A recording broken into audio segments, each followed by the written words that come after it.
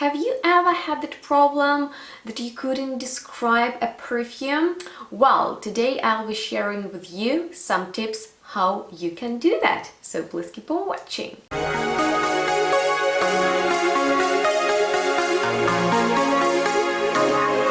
Hello everyone, welcome back. Today I have a chatty video with you and I thought why not to talk about the fragrance description, okay? Me as a fragrance reviewer who have been doing this consistently for around 3 years, standing here testing so many different fragrances and sharing with you the most objective opinion on them.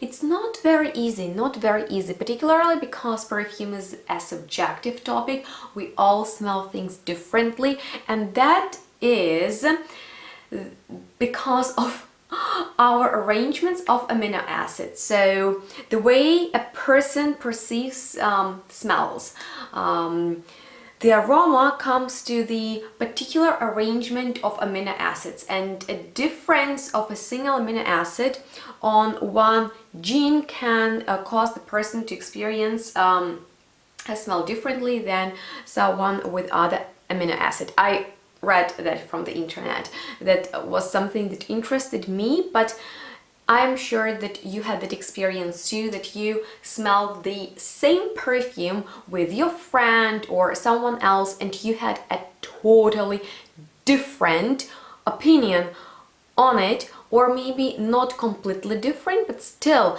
someone picked up more of a certain aspect of the perfume and to other person another aspect stood out more. So it really comes up to so many different aspects that we won't be talking about in this video, although you could share them in the comments. If you can share some tips, that would be amazing too. I personally would love to hear about them, and I'm sure others too, but I want to begin and start this conversation and share with you some tips, how you can describe a fragrance, whether you are a reviewer or not. All right, first things first, you need to train your nose. Yes, you can do that. You can smell different things, not only perfumes, but flowers, grass, trees, natural beauties that are out there. You can also smell food, you can smell tea, you can smell spices, you can smell sweets, you can smell butter, you can smell cacao, you can smell coffee, all those delicious gourmand things. And then at some point you'll be even able to recognize their smell in the perfumes. Maybe there are some gourmand perfumes, and I decided in this video to give you some examples that you can associate with some sweets or something. And for that I want to talk about Pink Champagne Truffle by Pana London, which smells exactly like chocolate with some berries and liquor. So it's deliciously mouth-watering and dark, but at the same time with those radish, slightly sour, sweet sparkles and something boozy, something delicious, a little bit heady, kind of like liquor. So you need to smell things and train your nose so you can recognize certain aroma in the perfumes. And another tip would be, please trust your nose and follow your association. So sometimes you might smell something and it would totally remind you of your childhood, and then you need to follow your nose and to understand where that image, that association that might not give you the exact image right away takes you to, right? So when I smell minty perfumes that are done well, particularly in the combination with tea, I immediately think of my childhood, because my grandma used to grow peppermint in her garden and we drank tea with it. So you can describe perfumes like by your associations, and if you follow them further, you might understand why this certain perfume reminds you of an occasion from your life. I'm really excited for the next point because, in my opinion, perfumery is a whole language, and when you learn a new language, you build up your vocabulary, and that's exactly the same when it comes to the perfumes. You need to use adjectives for sure. You need to think about what you feel when you smell something. So is it pleasant, or is it rather something that you shy away from? Is it fresh? Is it dark and deep? You can think about colors, use synesthesia, you know, is it green, is it yellow, is it red, is it dark, is it light?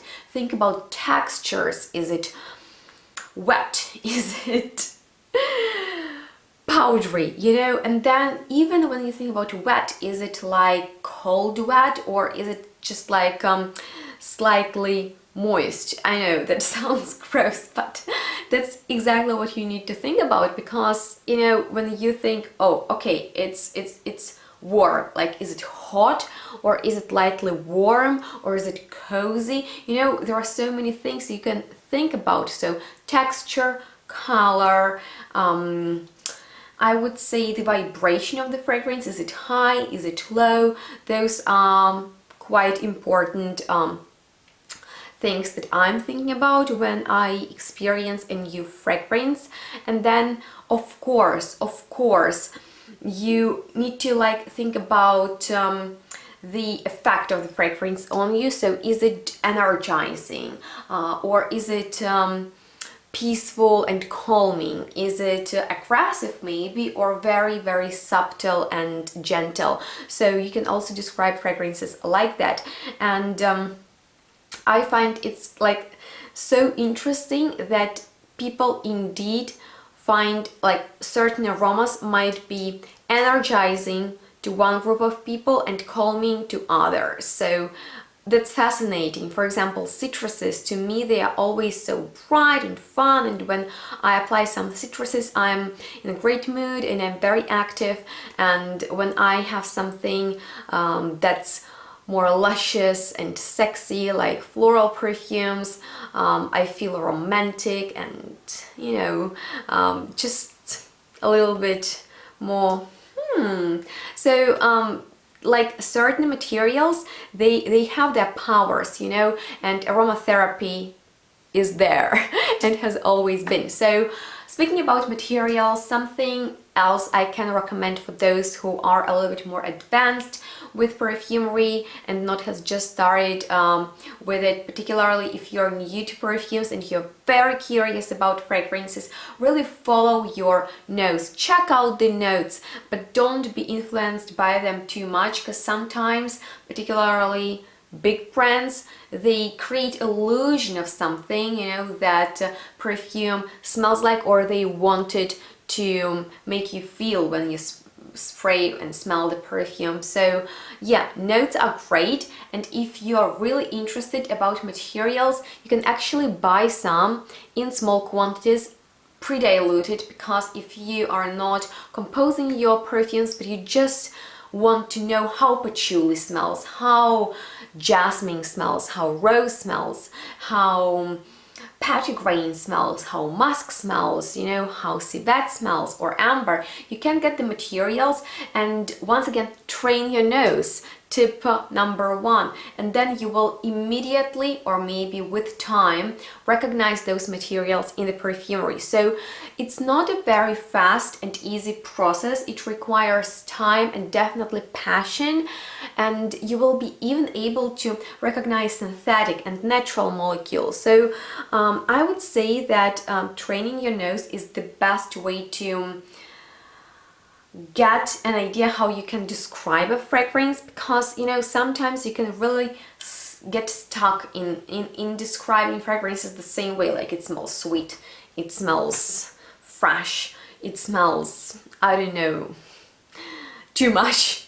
See, I also need to work on that. You can listen to other people, you can get inspired, but you need to really rely on your associations, on the images that you get in your head and appear there when you smell perfumes. And that helped me a lot is definitely smelling lots of different fragrances. Because you know, when you smell like patchouli perfumes, and the more you smell, the more you will recognize this material even in other perfumes that are less patchouli. So of course, adjectives will help you to describe fragrances and be very creative with it. You know, you can understand perfume families, fragrance families, you know, fougere, chypre, florals, ambers, woody fragrances, citruses, all of that will help you for sure. And then yeah, I would say that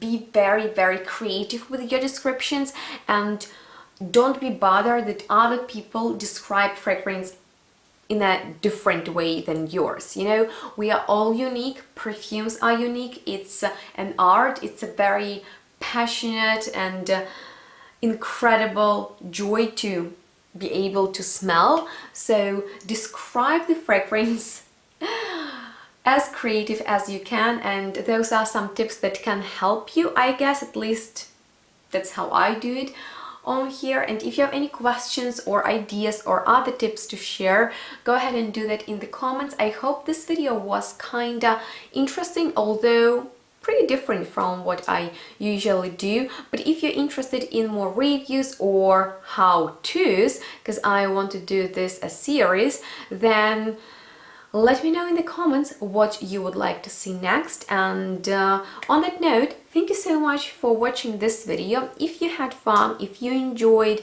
if it was interesting or helpful, which I hope it was, please give it a thumbs up, and of course subscribe to my channel if you're here for the first time.